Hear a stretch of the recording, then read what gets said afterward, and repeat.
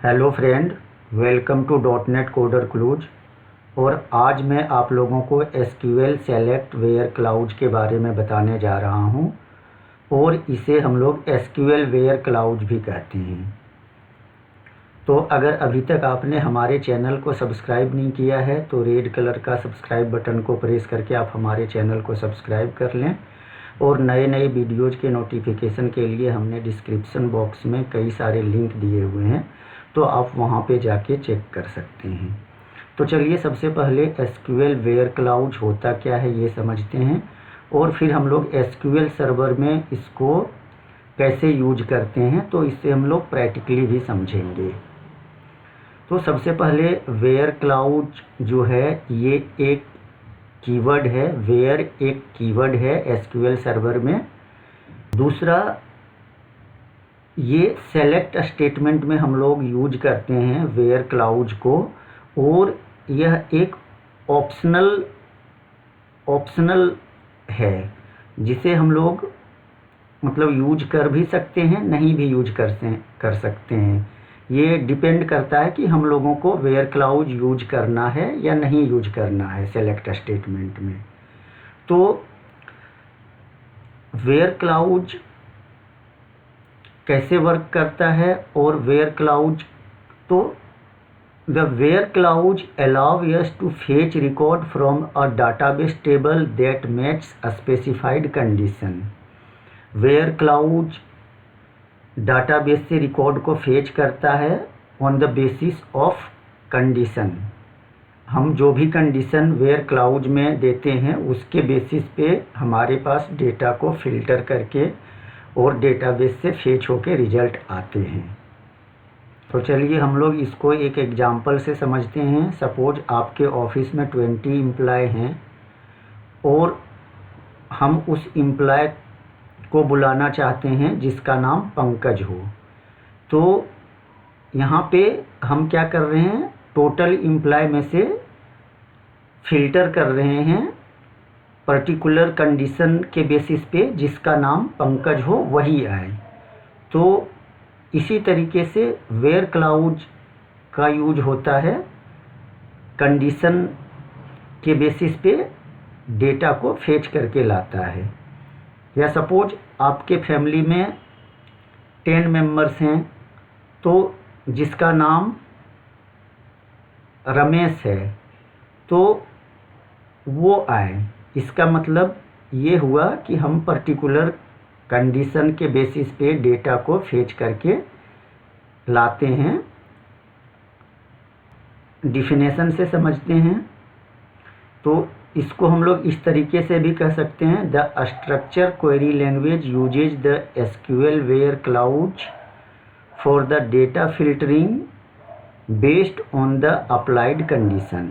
जो भी हम लोग कंडीशन अप्लाई करते हैं उसके बेसिस पे वेयर क्लाउज डेटा को फिल्टर करके और हमें जो है रिजल्ट देता है।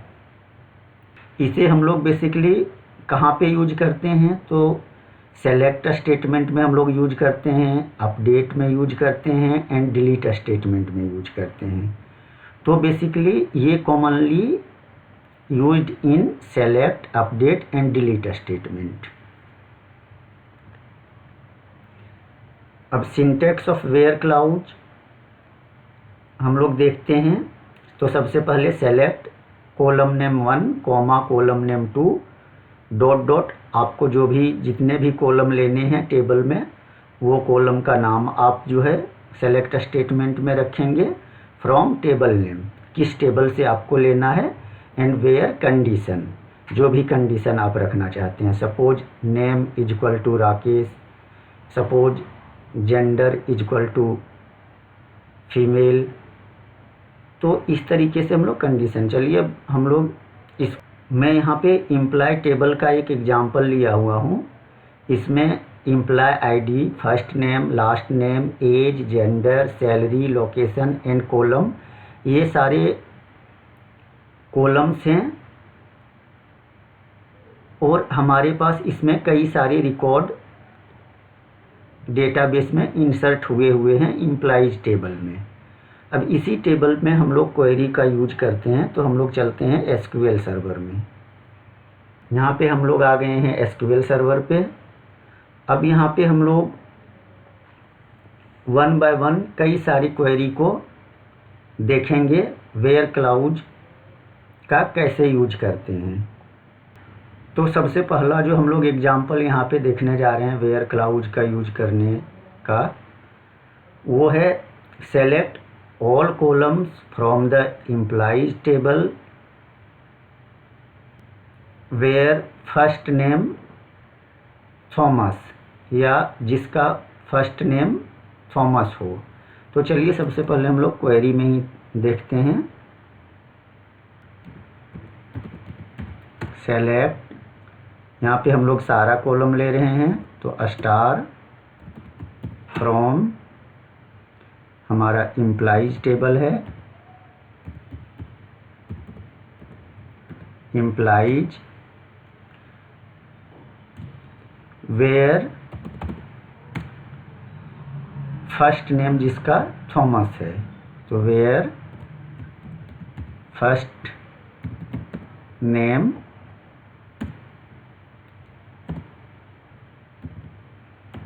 Equal to Thomas, THOMAS। हम लोग क्वेरी को एग्जीक्यूट करते हैं। हम यहाँ पे देख पा रहे हैं रिजल्ट में कि हमारे पास फर्स्ट नेम जिसका थॉमस है उसका डिटेल्स आ गया है। चलिए इसी में हम लोग सेकेंड एग्जाम्पल लेते हैं वेयर क्लाउज का। तो select first name, last name, gender, location and country columns from employ table where the country is Canada.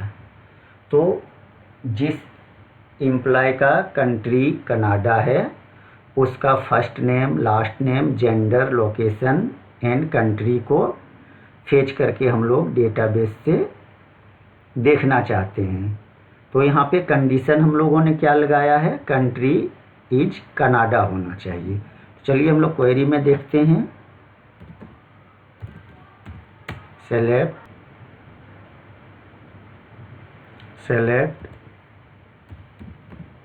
First name,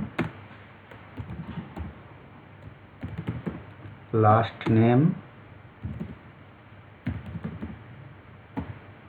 gender, location,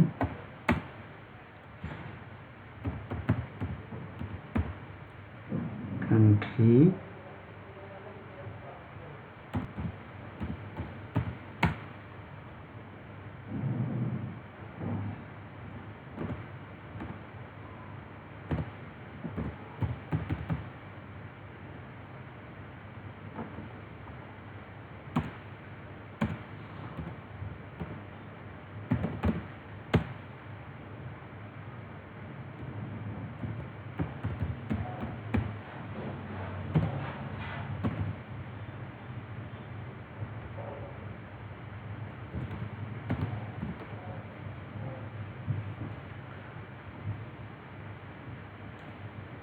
तो यहाँ पे हम लोग उसी एम्प्लॉय का डिटेल देखना चाहते हैं जिसका कंट्री कनाडा है। तो हम लोगों ने यहाँ सेलेक्ट स्टेटमेंट में select first name, last name, gender, location, country from employees where country equal to Canada. अब यहाँ पे देख पा रहे होंगे रिजल्ट में हमारे पास आ गया है सिर्फ और सिर्फ कनाडा कंट्री के जितने भी डिटेल्स हैं वो सारे फेच होके हमारे पास आ गए हैं। अब चलिए हम लोग थर्ड एग्जाम्पल देखते हैं। चलिए हम लोग यहाँ पे थर्ड एग्जाम्पल देखते हैं।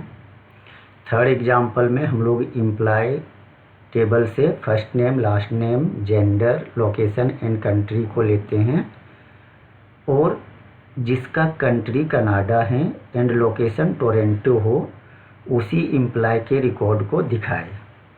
तो सबसे पहले यहाँ पे हम लोग सेलेक्ट, देन यहाँ पे जितने कॉलम हैं वो हम लोग यहाँ पे कॉपी कर लेते हैं,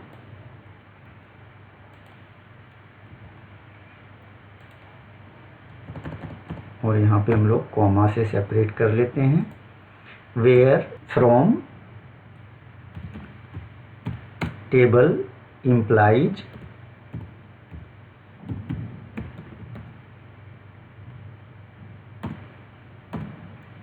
वेयर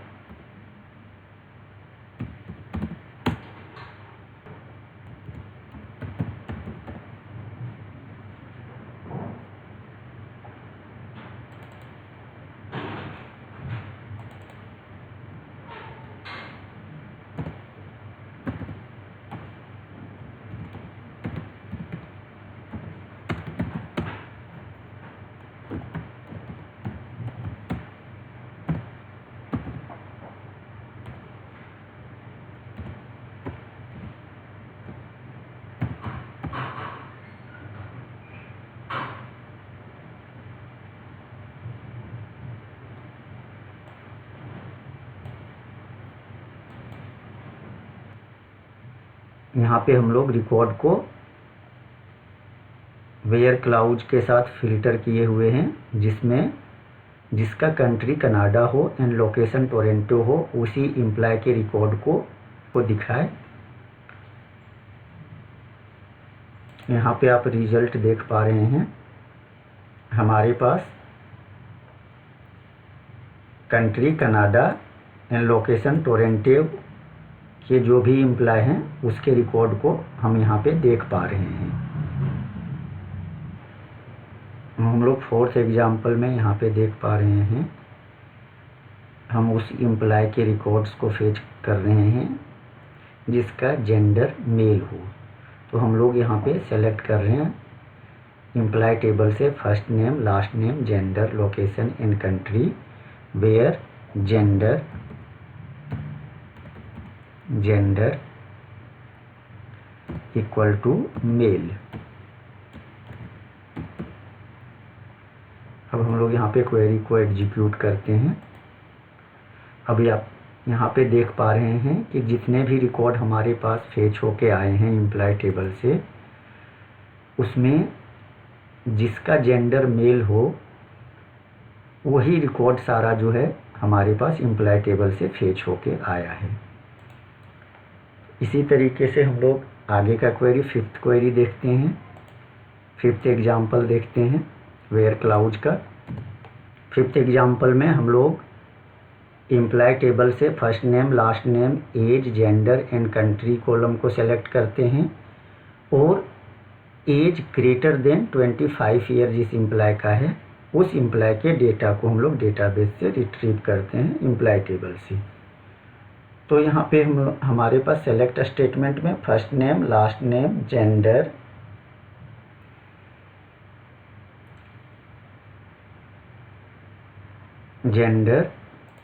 यहाँ पे हम एक और कॉलम ले लेते हैं as,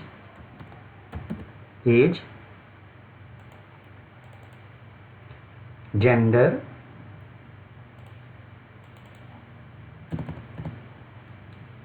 and country, where age greater then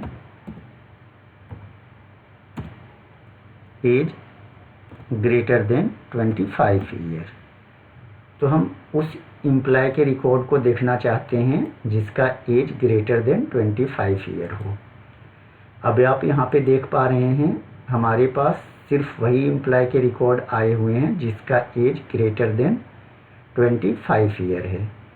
अब आप यहाँ पे चाहें तो उस एम्प्लॉय का रिकॉर्ड देखना चाहें जिसका एज इक्वल टू 25 ईयर हो तो आप वो भी देख सकते हैं। ठीक है, अब चलिए हम लोग सिक्स्थ एग्जाम्पल को देखते हैं। अब हम लोग सिक्स्थ एग्जाम्पल देखते हैं। सिक्स्थ एग्जाम्पल में हम लोग उस एम्प्लॉय के रिकॉर्ड्स को देखना चाहते हैं जिसका सैलरी ग्रेटर देन 25,000 हो।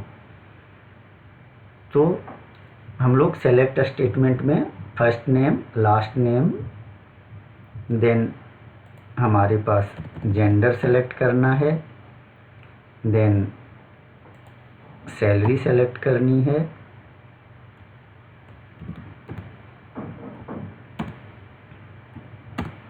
फ्रॉम एम्प्लॉय टेबल से वेयर सैलरी ग्रेटर देन 25,000। हम लोग क्वेरी को एग्जीक्यूट करके देखते हैं और यहाँ पे आप देख पा रहे होंगे सिर्फ उसी एम्प्लॉय के रिकॉर्ड को डेटाबेस से आ रहा है जिसका सैलरी ग्रेटर देन 25,000 है फ्रॉम एम्प्लॉय टेबल से। तो सपोज अब यहाँ पे जिसकी सैलरी लेस देन 25,000 है, हम एम्प्लॉय टेबल से उस एम्प्लॉय के रिकॉर्ड्स को देखना चाहते हैं, तो हम यहाँ पे क्वेरी को एग्जीक्यूट करते हैं और आप यहाँ पे देख पा रहे होंगे उस एम्प्लॉय का रिकॉर्ड हमारे पास आ गया है जिसकी सैलरी लेस देन 25,000 है। तो इसी तरीके से आप वेयर क्लाउज में कोई भी फ़िल्टर का यूज कर सकते हैं। जो भी फ़िल्टर आप यूज करेंगे, जिसके बेसिस पे आपको रिकॉर्ड चाहिए, उसके बेसिस पे आप रिकॉर्ड को डेटाबेस से फेच करके ला सकते हैं।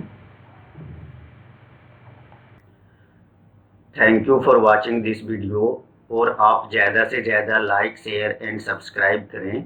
आप रेड कलर का सब्सक्राइब बटन को प्रेस करके हमारे चैनल को सब्सक्राइब कर सकते हैं एंड बेल आइकन को प्रेस करें ताकि आपको हमारी नई नई वीडियोज़ का नोटिफिकेशन मिलते रहे।